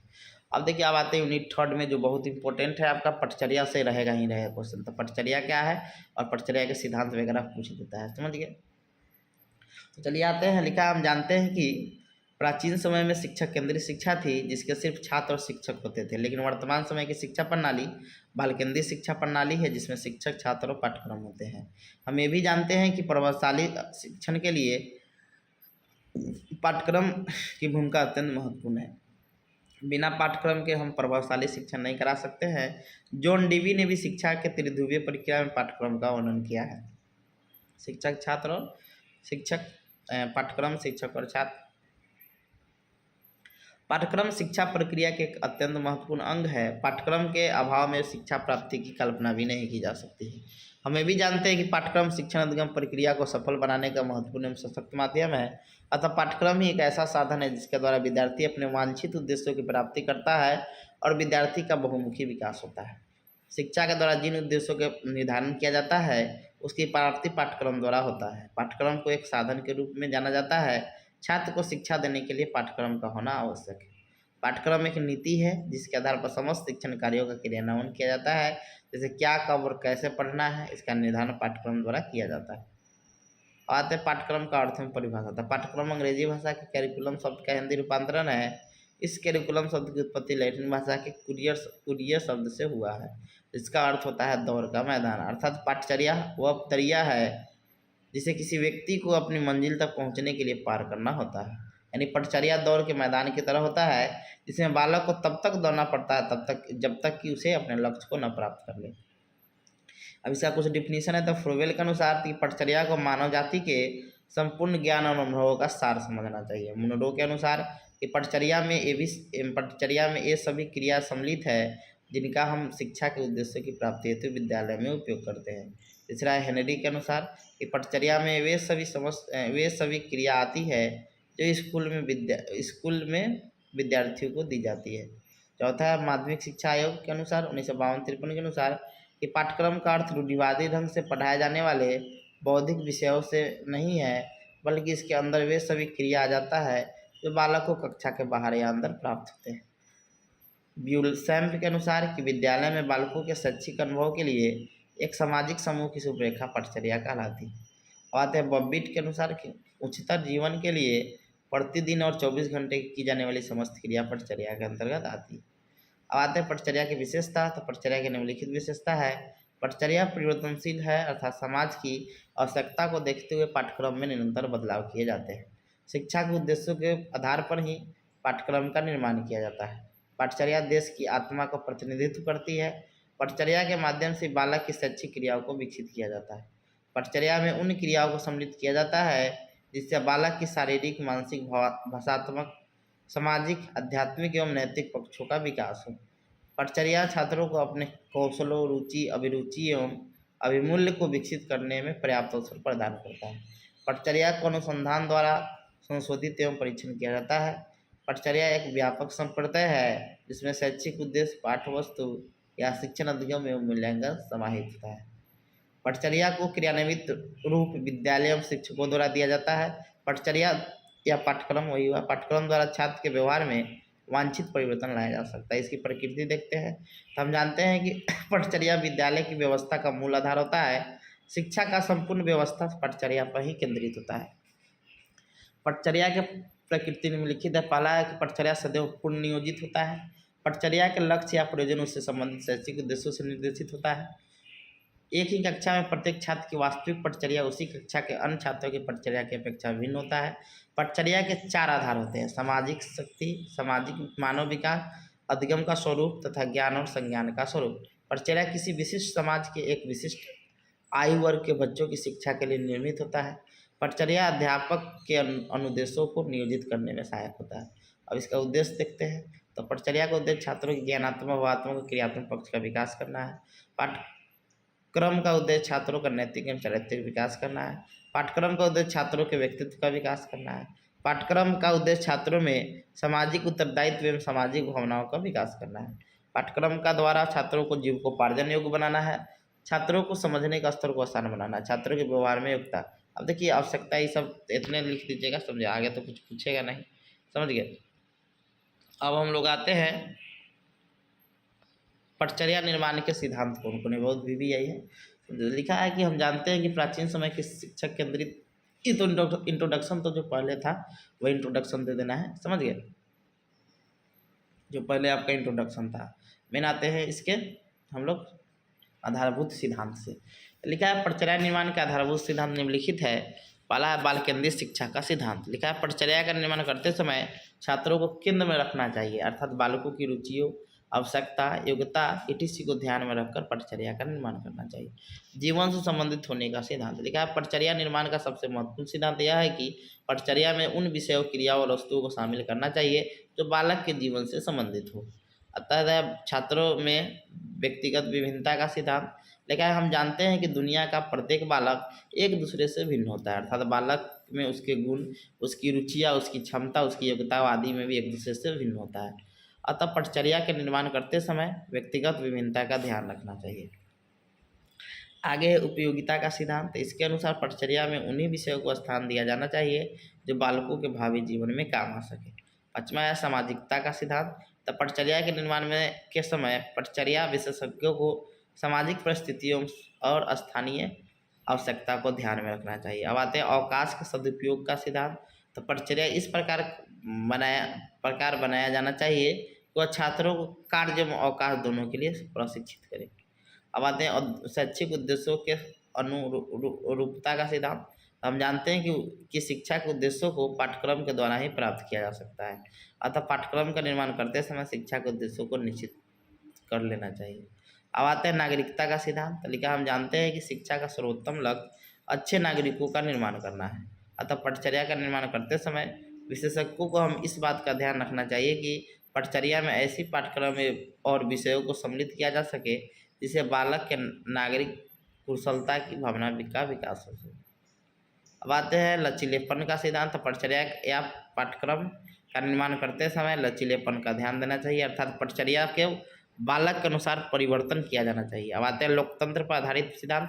हम जानते हैं कि भारत देश लोकतांत्रिक देश है, अतः पटचर्या का निर्माण करते समय ऐसे विषयों को रखना चाहिए जिससे बालक को लोकतंत्र का भावना का विकास हो। अगला है सहसंबंध का सिद्धांत। पटचर्या का निर्माण करते समय इस बात का ध्यान देना चाहिए कि जो विषय वस्तु शामिल कर रहे हैं वे एक दूसरे से संबंधित है कि नहीं। अगला संस्कृति और सभ्यता संरक्षण का सिद्धांत। पटचर्या के निर्माण करते समय इस बात का भी ध्यान देना चाहिए कि इसमें जो विषय वस्तु शामिल करे उससे बालक अपने संस्कृति सभ्यता का संरक्षण। अब इसका महत्व देख लेते हैं। पटचर्या का मेन पॉइंट सिर्फ देख लेते हैं। शैक्षिक उद्देश्य की प्राप्ति करना, दूसरा है शिक्षण सामग्री के निर्धारण हेतु, तीसरा है शिक्षण विधियों के निर्धारण हेतु, चौथा है शिक्षण स्तर के निर्धारण हेतु, 5वां है पाठ्य पुस्तक की रचना का आधार है, समझे। तो ये हो गया आपका। अब आते हैं हम लोग सिलेबस और पाठ्यक्रम में, मतलब पाठचर्या और पाठ्यक्रम में अंतर। देखिए यहाँ पर जब दोनों साथ में होगा ना तब अंतर होता है। आप सिर्फ पाठचर्या और पाठ्यक्रम पूछे दोनों एक ही हो जाता है। तो पाठचर्या को हम लोग करिकुलम कहते हैं, पाठ्यक्रम को सिलेबस कहते हैं, समझे। जब पाठचर्या और पाठ्यक्रम एक साथ पूछे तब पाठचर्या आपका करिकुलम होगा और आपका पाठ्यक्रम सिलेबस होगा। लेकिन आपका पूछे पाठ्यक्रम सिर्फ दे तो करिकुलम को इंडिकेट करता है, याद रखिएगा। या पाठचर्या दे या सिर्फ पूछे पाठ्यक्रम क्या है तो आप करिकुलम समझिएगा, उसको सिलेबस नहीं समझिएगा, बात समझे। अब आते हैं, लिखा है कि पाठचर्या के जरिए छात्रों का सर्वांगीण विकास होता है, तो पाठ्यक्रम द्वारा छात्रों के ज्ञानात्मक पक्ष का विकास होता है। पाठचर्या का क्षेत्र विस्तृत होता है, पाठ्यक्रम का क्षेत्र संकुचित होता है। पटचर्या संपूर्ण विद्यालय जीवन की चर्या है। तो पाठ्यक्रम पठनीय वस्तु का केवल एक क्रम मात्र है। पटचर्या अपने आप में संपूर्ण है, पाठ्यक्रम पटचर्या का ही एक मात्र है। पटचर्या का निर्माण समाज की आवश्यकता और देश की उन्नति को देखकर किया जाता है। तो पाठ्यक्रम का निर्माण करते समय छात्रों की रुचि, अभिक्षमता और उसके पूर्व ज्ञान के अनुसार किया जाता है। पटचर्या विद्यालयों द्वारा निर्देशित और परिचालित समस्त क्रिया सम्मिलित होती है। तो पाठ्यक्रम में औपचारिक रूप से कक्षा शिक्षण की समाहित होता है। कैरिकुलम शब्द की उत्पत्ति लैटिन भाषा के क्यूरियर शब्द से हुआ है। सिलेबस शब्द की उत्पत्ति लैटिन भाषा के सिटुआ शब्द से हुआ है। पटचर्या का निदान कॉलेज, संस्था, स्कूल आदि करता है। पाठ्यक्रम निदान परीक्षा समिति के द्वारा किया जाता है। पटचर्या अंग्रेजी भाषा के कैरिकुलम शब्द का हिंदी रूपांतरण है। तो पाठ्यक्रम अंग्रेजी भाषा के सिलेबस शब्द का हिंदी रूपांतरण है। पटचर्या के समस्त भाग मापनीय नहीं होता है। तो पाठ्यक्रम में उपलब्धि का मापन किया जाता है। तो पटचर्या के समस्त भाग को हम नहीं माप सकते हैं। अगला पटचर्या समाज केंद्रित होता है। तो पाठ्यक्रम बाल केंद्रित होता है। पटचर्या का संबंध विद्यालय के समस्त कर्मचारियों से है। तो पाठ्यक्रम का संबंध शिक्षक और शिक्षार्थियों यानी बालक से होता है, छात्र से। पटचर्या अनौपचारिक माध्यम में होता है, समझे। तो पाठ्यक्रम औपचारिक माध्यम में होता है। पटचर्या में परिवर्तन आसानी से किए जा सकते हैं। पाठ्यक्रम में परिवर्तन करना कठिन कार्य है, क्योंकि पाठ्यक्रम में एक बार निर्माण हो जाने के बाद बदलाव करना असंभव है। अब आते हैं, मतलब थोड़ा दिक्कत हो जाता है, कठिन हो जाता है। अब आते हैं कोर पटचर्या। कोर कैरिकुलम भी आपका पूछा जा सकता है। तो लिखा है कि हम जानते हैं कि वर्तमान समय की शिक्षा प्रणाली बाल केंद्रित शिक्षा प्रणाली है। अतः बालकों के सर्वांगीण विकास के लिए एक ऐसे पाठ्यक्रम की आवश्यकता पड़ी जो छात्रों की आवश्यकता रुचि के अनुसार हो। कोर पाठ्यक्रम बालक के रुचि आवश्यकता को ध्यान में रखकर सर्वांगीण विकास करता है। कोर पाठ्यक्रम को बाल केंद्रित पाठ्यक्रम या मूलभूत पाठ्यक्रम या अनिवार्य पाठ्यक्रम भी कहा जाता है। कोर पाठ्यक्रम का अर्थ उस पाठ्यक्रम से है जिसमें कुछ विषय ऐसे होते हैं जो सभी छात्रों के लिए अनिवार्य होते हैं, किंतु कई विषय ऐसे भी होते हैं जो छात्र अपनी रुचि और क्षमता अनुसार चुनते हैं। इस पाठ्यक्रम द्वारा यह प्रयास किया जाता है कि वे विषय विद्यार्थी जीवन के लिए बहुत आवश्यकता है। कोर पाठ्यक्रम की देन अमेरिका को माना जाता है। कोर पाठ्यक्रम के अंतर्गत प्रत्येक बालक को व्यक्तिगत एवं सामाजिक दोनों प्रकार की समस्याओं के संबंध में ऐसे अनुभव दिए जाते हैं जिसके द्वारा वह अपने भावी जीवन में आने वाली प्रत्येक समस्या को सफलतापूर्वक सुलझाते हुए कुशल एवं समाज उपयोगी एवं उत्तम नागरिक बन सकता है। कोर प्रधान पाठ्यक्रम का लक्ष्य व्यक्ति तथा समाज दोनों का विकास करना है। इसके द्वारा बालक को ऐसा ज्ञान प्रदान करना है जो उनके वर्तमान एवं भावी समस्या को सुलझाने में सहायक हो तथा बालक को एक अच्छा नागरिक बना सके। अब कोर पटचर्या का अर्थ में परिभाषा देखते हैं। कोर पटचर्या का समान अर्थ होता है ऐसा पाठ्यक्रम जिसमें कुछ विषयों को अनिवार्य रूप से, तो कई विषय ऐसे होते हैं जिसे विद्यार्थी अपनी क्षमता, रुचि और आवश्यकता के अनुसार लेते हैं। कोर कैरिकुलम उच्च माध्यमिक स्तर के विद्यार्थियों के शिक्षण के लिए तैयार किया गया एक आधारभूत शिक्षा पाठ्यक्रम है, जो कि सर्वप्रथम कोलंबिया विश्वविद्यालय द्वारा सन 1919 में संचालित किया गया था। अब इसका कुछ डिफिनीशन है। जेम्स ली के अनुसार कोर पाठ्यक्रम वह है जो व्यक्तिगत और सामाजिक दोनों ही प्रकार के हितों से संबंधित अंतरक्षेत्रीय समस्याओं को केंद्रित करता है। डॉक्टर माथुर के अनुसार है कि कोर पाठ्यक्रम से हमारे तात्पर्य ऐसे पाठ्यक्रम से है जिसमें कुछ विषय सभी छात्रों के लिए अनिवार्य हो जाते हैं तथा कुछ विषय छात्र अपनी रुचि के अनुसार चुन सकते हैं। अल्बर्टी के अनुसार कि कोर पाठ्यक्रम उस समग्र पाठ्यक्रम का एक अंग माना जाता है जो सभी छात्रों के लिए आधारभूत है। अब आते हैं कोर पाठ्यक्रम की विशेषता या गुण। तो लिखा है कि कोर पाठ्यक्रम की निम्नलिखित विशेषता या गुण है। यह पटचर्या बाल केंद्रित होता है एवं मनोवैज्ञानिक होता है। कोर पटचर्या समस्या सुलझाने पर बल देता है। यह पटचर्या सभी छात्र की समान आवश्यकता की पूर्ति करने का प्रयास करता है। इस पाठ्यक्रम में कई विषयों को एक साथ मिलकर पढ़ाया जाता है। इस पाठ्यक्रम में समय विभाग चक्र लचीला होता है तथा कालांश भरे होते हैं। इसमें छात्रों एवं शिक्षकों को संबंध अधिक घनिष्ठ होते हैं तथा अध्ययन अध्यापन के साथ साथ परामर्श भी चलता है। इसमें शिक्षण पर समस्या केंद्रित होता है तथा छात्र को कार्यों एवं समस्या को हल करने में अनुभव प्राप्त होता है। यह पाठ्यक्रम सीखने पर उन समस्त अनुभवों को बल देता है जो कि छात्रों के लिए लाभकारी तथा समाज के लिए उपयोगी होता है। इस पाठ्यक्रम के अंदर किसी भी विषय के शिक्षण के लिए समय निश्चित नहीं होते हैं। यह पाठ्यक्रम छात्रों को विभिन्न छात्रों में सहसंबंध स्थापित करता है। अब आते हैं कोर पाठ्यक्रम के अनिवार्य विषय। लिखा है कोर पाठ्यक्रम में निम्नलिखित विषय को अनिवार्य रूप से मुख्य स्थान दिया गया है। स्वास्थ्य शिक्षा एवं शारीरिक प्रशिक्षण, कला संगीत एवं प्रयोगात्मक कार्य, विज्ञान, मानवीय एवं सामाजिक विषय, भाषा, गणित। कोर पाठ्यक्रम के महत्व। तो इस पाठ्यक्रम की सहायता से छात्रों की रचनात्मक एवं उत्पादक शक्ति को प्रेरित किया जाता है। कोर पाठ्यक्रम में बालक अपने चारों ओर के वातावरण से प्रभावित होता है। यह पाठ्यक्रम ऐसा साधन है जिससे बालक अपने दैनिक जीवन के कार्यकलापों एवं चारों ओर के वातावरण से संबंध स्थापित करता है तथा समायोजन क्षमता प्राप्त करता है। यह पाठ्यक्रम बाल केंद्रित होते हुए भी बालकों के जीवन को अनुभव प्रदान करता है। कोर पाठ्यक्रम अत्यंत व्यवहारिक एवं जीवनोपयोगी है। यह बालकों को विविध विषयों का ज्ञान प्राप्त करता है। यह पाठ्यक्रम बालक के जिंदगी के हर क्षेत्र से लाभदायक है। अब कोर पाठ्यक्रम की सीमाएं या दोष देखते हैं। तो कोर पर निम्नलिखित सीमाएं हैं। इस पाठ्यक्रम में छात्रों को सभी महत्वपूर्ण अनुभवों का स्थान प्राप्त नहीं होता है। इस पाठ्यक्रम द्वारा छात्र प्राप्त किए हुए ज्ञान को कोई क्रमबद्धता नहीं होता है। इस पाठ्यक्रम द्वारा प्राप्त ज्ञान असंगठित होता है। इस पाठ्यक्रम द्वारा शिक्षण में अधिक समय लगता है। हमारे आज के शिक्षक कोर पाठ्यक्रम द्वारा शिक्षा देने में कुशल नहीं है। इस पाठ्यक्रम के अनुसार पढ़े छात्र कॉलेजों में प्रवेश पाने को पूरा नहीं कर पाते, तो इसका प्रवेश कठिन हो जाता है। अब देखिए निष्कर्ष है। अब आते हैं हम लोग पाठ्य पुस्तक क्या होता है, समझ गए। तो आते हैं, चलिए जल्दी जल्दी करते हैं कि पाठ्य पुस्तक का समान अर्थ होता है जो पुस्तक पाठ से संबंधित होती है उसे पाठ्य पुस्तक कहते हैं। शिक्षण अधिगम की प्रक्रिया में पाठ्य पुस्तक अपनी अहम भूमिका निभाती है, क्योंकि जैसी पाठ्य पुस्तक होगी वैसे ही अधिगम प्रक्रिया होगी। इसीलिए शिक्षा की गुणवत्ता में सुधार हेतु यह आवश्यक है कि अच्छी पाठ्य पुस्तकों का निर्माण किया जाए। एक अच्छी पाठ्य पुस्तक में संप्रत्ययों को उचित उदाहरणों, चित्रों एवं ग्राफों द्वारा समझाया जाता है। साथ ही विषय वस्तु के साथ संदर्भ सूची का भी निर्माण किया जाता है। एनसीईआरटी वर्तमान समय में परंपरागत पाठ्य पुस्तकों के साथ साथ नवीन पुस्तकों का निर्माण करती है। सर्वप्रथम केमेनियस ने भाषा शिक्षण की पहली पाठ्य पुस्तक का निर्माण की थी। पाठ्य पुस्तक के निर्माण करते समय छात्रों के स्तर एवं उसकी रुचि का भी ध्यान रखा जाता है। पाठ्य पुस्तक अध्यापक का मार्गदर्शन करने का कार्य करता है और इसके द्वारा छात्र में स्व अध्याय सेल्फ स्टडी प्रणाली का विकास होता है। अनुदेशात्मक सामग्री के रूप में सर्वाधिक प्रयोग की जाने वाली आने वाली सामग्री पाठ्य पुस्तक है। पाठ्यक्रम की वास्तविक रूपरेखा को पाठ्य पुस्तकों के द्वारा ही विस्तार मिलता है। पाठ्य पुस्तकों के माध्यम से ही अतीत के ज्ञान तथा अनुभवों को संचित किया जाता है, जिससे आने वाली पीढ़ी उसका उपयोग कर लाभान्वित होती है। अब आते हैं पाठ्य पुस्तक का अर्थ एवं परिभाषा। लिखा है पाठ्य पुस्तक अंग्रेजी भाषा के टेक्स्ट बुक का हिंदी रूपांतरण है।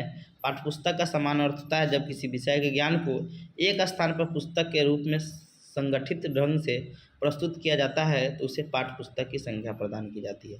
विभिन्न मनोवैज्ञानिकों एवं विद्वानों ने अपने तर्क और चिंतन के आधार पर पाठ्य पुस्तक की निम्नलिखित परिभाषा दी है। पहला डिफिनीशन है बेफन के अनुसार कि पाठ्य पुस्तक कक्षा प्रयोग के लिए विशेषज्ञों द्वारा सावधानी से तैयार की जाती है। यह शिक्षण युक्तियों से भी सुसज्जित है। अब आते हैं हेरोलिकल के अनुसार पाठ्य पुस्तक ज्ञान, आदतों, भावनाओं, क्रियाओं तथा प्रवृत्तियों का संपूर्ण योग है। हालक्वेस्ट के अनुसार कि पाठ्य पुस्तक शिक्षण अभिप्रायों के लिए व्यवस्थित प्रजातांत्रिक चिंतन का एक अभिलेख है। तीसरा डगलस के अनुसार कि अध्यापकों के बहुमत के अंतिम विश्लेषण के आधार पर पाठ्य पुस्तक को वे क्या और किस प्रकार पढ़ाएंगे की आधारशिला माना जाता है। अब आते हैं अच्छी पाठ्य पुस्तक की प्रमुख विशेषता। तो विषय वस्तु का प्रस्तुतिकरण बालकों के मानसिक स्तर के अनुरूप होना चाहिए। समझे, विषय वस्तु का संगठन तार्किक और मनोवैज्ञानिक होना चाहिए। व्याख्या, स्पष्टीकरण, उदाहरण आदि की सरलता से विषय का सरलीकरण होना चाहिए। भाषा शैली में सरलता, स्पष्टता, मौलिकता एवं प्रभावशीलता होना चाहिए। विद्यार्थियों में स्वयं पढ़ने की रुचि विकसित कर सकने की क्षमता होना चाहिए। अन्य लेखकों, विद्वानों के संदर्भ स्पष्ट, विश्वसनीय एवं वैध होना चाहिए। मुख्य पृष्ठ सचित्र एवं आकर्षक एवं सुउद्देश्य होना चाहिए। मुद्रण स्वच्छ, शुद्ध एवं स्पष्ट होना चाहिए। आकार सुविधाजनक होना चाहिए। अध्यायों के आकार बालकों के स्तर एवं क्षमताओं के अनुरूप होना चाहिए। विषय वस्तु का प्रस्तुतिकरण शिक्षण उद्देश्य एवं मूल्यों के अनुरूप होना चाहिए। विषय वस्तु से संबंधित आधुनिकतम घटनाओं, तथ्यों एवं समस्याओं पर बल होना चाहिए। विषय वस्तु के अनुकूल चित्रों, मानचित्रों, रेखा चित्रों आदि का प्रस्तुतिकरण होना चाहिए। विषय वस्तु शब्दावली, संदर्भ, ग्रंथ सूची, निर्देश, नियावली आदि का समावेशन होना चाहिए। चिंतन और नवीन विचारों का प्रस्तुतिकरण होना चाहिए। अगला विषय वस्तु से किसी भी भावनाओं को आघात न पहुंचे अर्थात धर्मनिरपेक्षता की भावना होना चाहिए। अध्याय के अंत में विद्यार्थियों का स्वतः मूल्यांकन हेतु अभ्यास प्रश्न भी होना चाहिए। अब आते हैं 2-3 प्रकार की, तो पूछेगा नहीं, आपका महत्व देख लीजिएगा। तो पाठ्यपुस्तक निर्धारित पाठ्यक्रम के अनुसार विषय का संगठित ज्ञान एक स्थान में मिल जाता है। पाठ्यपुस्तक शिक्षकों और छात्रों के लिए मार्गदर्शन का कार्य करता है। पाठ्यपुस्तक के द्वारा छात्रों एवं शिक्षकों को यह जानकारी मिलती है कि किसी कक्षा स्तर में कितनी विषय वस्तु का अध्ययन अध्यापन करना है। इसके द्वारा छात्रों एवं शिक्षकों की समय की बचत होती है। छात्रों का मानसिक स्तर इतना ऊंचा नहीं होता है कि वो विद्यालय में पढ़ाई की विषय वस्तु को एक बार में आत्मसात कर सके। उसे विषय वस्तु कई बार पढ़ना और दोहराना पड़ता है, अतः पाठ्यपुस्तक की आवश्यकता होती है। योग्य शिक्षकों को ज्ञान भी अव्यवस्थित होता है, अतः उसे व्यवस्थित करने में पाठ्यपुस्तक सहायक होता है। पाठ्यपुस्तक के माध्यम से 100 अध्याय ज्ञान प्राप्त किया जाता है। पाठ्यपुस्तक के आधार पर कक्षा कार्य तथा मूल्यांकन संभव है। इतना आप पढ़ लीजिएगा। इसमें 2-3 पॉइंट और है, देख लीजिए, समझ गए। 10 पॉइंट 12 पॉइंट लिख दीजिएगा। अब इसके प्रकार तो नहीं है पूछेगा, समझे। तो एक समान पाठ्य पुस्तकें होता है, लिखना वो लिख लीजिएगा। दूसरा है पाठ्यक्रम पर आधारित पाठ्य पुस्तकें, समझे। और दूसरा है संदर्भ पुस्तकें। तो ये 3 प्रकार का पुस्तक होता है। अब आते हैं हम लोग यूनिट 4 में। तो यूनिट 4 में एक निर्धारक वाला क्वेश्चन पूछेगा और एक पूछेगा पाठ्यक्रम निर्माण में छात्र, अभिभावक और आपका शिक्षक का अनुभव। तो 2 क्वेश्चन इसमें देख लीजिएगा, बहुत भी है। तो देख लेते हैं। तो क्वेश्चन आएगा कि पाठ्यचर्या के निर्धारक कौन है, या क्वेश्चन ऐसे भी आपका देगा कि सामाजिक, राजनीतिक, भौगोलिक एवं आर्थिक विविधता किस प्रकार से पठचर्या के निर्धारक होते हैं। कुछ उदाहरणों के साथ इसकी व्याख्या करें। चलिए हम आते हैं। लिखा है, हम जानते हैं कि प्रभावशाली शिक्षण के लिए पाठ्यक्रम की भूमिका अत्यंत महत्वपूर्ण है। बिना पाठ्यक्रम के हम प्रभावशाली शिक्षण नहीं करा सकते हैं। जॉन डीवी ने भी शिक्षा के त्रिध्रुवीय प्रक्रिया में पाठ्यक्रम का वर्णन किया है। पाठ्यक्रम या पठचर्या, शिक्षक और छात्र। पाठ्यक्रम शिक्षा प्रक्रिया का एक अत्यंत महत्वपूर्ण अंग है। पाठ्यक्रम के अभाव में शिक्षा प्राप्ति की कल्पना भी नहीं की जा सकती है। हम ये भी जानते हैं कि पाठ्यक्रम शिक्षण अधिगम प्रक्रिया को सफल बनाने का महत्वपूर्ण एवं सशक्त माध्यम है। समझ गया। तब पठचर्या के निर्धारक 4 होते हैं: सामाजिक विविधता, राजनीतिक विविधता, भौगोलिक विविधता, आर्थिक विविधता। सामाजिक विविधता, हम जानते हैं कि मनुष्य एक सामाजिक प्राणी है, अतः मनुष्य भिन्न भिन्न समाजों में रहता है, जिससे उनमें सामाजिक विविधता देखने को मिलती है। सामाजिक विविधता का अर्थ हुआ एक समूह के लोग अपनी जाति, धर्म, भाषा, सभ्यता के कारण भिन्न होते हैं। हम जानते हैं कि पाठ्यक्रम का विकास सामाजिक पृष्ठभूमि और आकांक्षाओं के मध्य ही होता है। पाठ्यक्रम ही वह साधन है जिसके माध्यम से विद्यालय छात्रों को सामाजिक लक्ष्यों तक पहुंचने का प्रयास करता है। सामाजिक विविधता भी पठचर्या के निर्धारक हो सकते हैं, क्योंकि किसी भी पाठ्यक्रम का निर्धारण उस सामाजिक स्थिति से अलग करके नहीं किया जा सकता है। इसीलिए कुछ विद्वान पाठ्यक्रम को एक सामाजिक प्रणाली कहना ठीक समझते हैं। हम ये भी जानते हैं कि पाठ्यक्रम जहाँ एक और व्यक्ति से संबंधित होता है, तो वही दूसरी ओर समाज से भी जुड़ा होता है। इन्हीं के पाठ्यक्रम का मनोवैज्ञानिक और सामाजिक पक्ष कहते हैं, क्योंकि मनोवैज्ञानिक पाठ्यक्रम के अंतर्गत जिस मानव व्यवहार का अध्ययन किया जाता है, वो अनिवार्य रूप से सामाजिक अंतःक्रिया का ही परिणाम होता है। हम जो कुछ भी सीखते हैं, हम प्रायः शिक्षकों और शिक्षार्थियों के मध्य विभिन्न स्थलों जैसे कक्षा, खेल का मैदान, परिचर्चा सभा आदि में हुए प्रत्यक्ष अंतःक्रिया का परिणाम होता है। अतः जिस प्रकार लगभग पूरा पाठ्यक्रम सामाजिक प्रवृत्तियों से ही संबंधित होता है। विद्यालय में अथवा विद्यालय से बाहर क्या पढ़ाया जाना है और क्या नहीं, ये सब सामाजिक संदर्भ में ही निर्धारित किया जाता है। फ्रोबेल ने विद्यालय को समाज का लघु एवं, यहाँ फ्रोबेल नहीं होगा, यहाँ पर जॉन डीवी होगा। जॉन डीवी ने विद्यालय को समाज का लघु रूप बताकर शिक्षा में समाजशास्त्रीय प्रवृत्ति का बीजरोपण किया था। अतः पाठ्यक्रम का निर्माण करते समय सामाजिक विभिन्नताओं को ध्यान में रखकर किया जाए तो वो समाज के लिए अधिक उपयोगी होगा। अब आते हैं राजनीतिक विविधता। लेकिन हम जानते हैं कि भारतीय समाज में राजनीतिक रूप से भी विभिन्नता देखने को मिलती है। भारतीय समाज में साम्यवाद, समाजवाद और मार्क्सवाद जैसी विचारधारा का मिला जुला स्वरूप देखने को मिलता है। पाठ्यक्रम इन्हीं राजनीतिक आधारों को मानकर पाठ्यक्रम का निर्धारण किया जाता है। अतः शिक्षा के अंतर्गत राजनीतिक आधार पर लोकतंत्र के अंतर्गत सभी लोगों को शिक्षा के समान अवसर दिए जाते हैं। एक विद्यालय यदि लोकतांत्रिक दृष्टिकोण अपनाकर छात्रों को शिक्षण प्रदान करता है, तो यह आवश्यक है कि लोकतांत्रिक शिक्षा के दृष्टिकोण में विद्यालय द्वारा बनाए गए पाठ्यक्रम लोकतांत्रिक सिद्धांतों पर आधारित होगा। भारत जैसे लोकतांत्रिक देशों में राजनीतिक आधार पर पाठ्यक्रम निम्न विस्तृतता पर आधारित होगा। पाठ्यक्रम विस्तारवादी नीति पर आधारित होना चाहिए, अर्थात लोकतांत्रिक शिक्षा के अंतर्गत पाठ्यक्रम परंपरागत रूप में संकीर्ण न होकर विस्तारवादी नीति पर आधारित होना चाहिए। पाठ्यक्रम इस प्रकार का हो कि जो प्रत्येक बच्चे की आवश्यकता की पूर्ति करता हो, तो छात्र अपनी योग्यता के अनुसार अपना विकास कर सके। पाठ्यक्रम लचीला होना चाहिए, जिसे समझ और परिस्थितियों के अनुसार परिवर्तित किया जा सके। पाठ्यक्रम को छात्रों की व्यावसायिक आवश्यकता की पूर्ति करने वाले भी होना चाहिए। राजनीतिक आधार पर पाठ्यक्रम स्वीकृत स्वरूप का होना चाहिए। अब आते हैं भौगोलिक विविधता। लिखा, हम जानते हैं कि प्रत्येक स्थान का अपना अपना एक अलग भूगोल होता है। वहाँ की जलवायु, वहाँ का वातावरण दूसरे स्थान से भिन्न होता है। कहीं पर ठंड तो कहीं अधिक है, तो कहीं पर गर्मी अधिक, वर्षा अधिक हो रहा है। पाठ्यक्रम निर्माण करते समय यदि देश की भौगोलिक विभिन्नता को ध्यान में रखकर किया जाए तब किसी भी क्षेत्र में रहने वाले बालक अन्य क्षेत्रों देशों के भूगोल की जानकारी अपने आप प्राप्त कर सकते हैं। भूगोल के साथ ही वहाँ का रहन सहन, खान पान, पहनावा, बोली और मुख्य पहाड़ों, नदियों, रेगिस्तानें, ज्वालामुखी आदि के विषय में भी जानकारी प्राप्त कर सकता है। पाठ्यक्रम क्रियाओं के अंतर्गत कभी कभी बालकों को विभिन्न स्थानों का भ्रमण भी करवाया जाता है, जिसके द्वारा बालक बहुत कुछ देखकर भी सीख लेता है।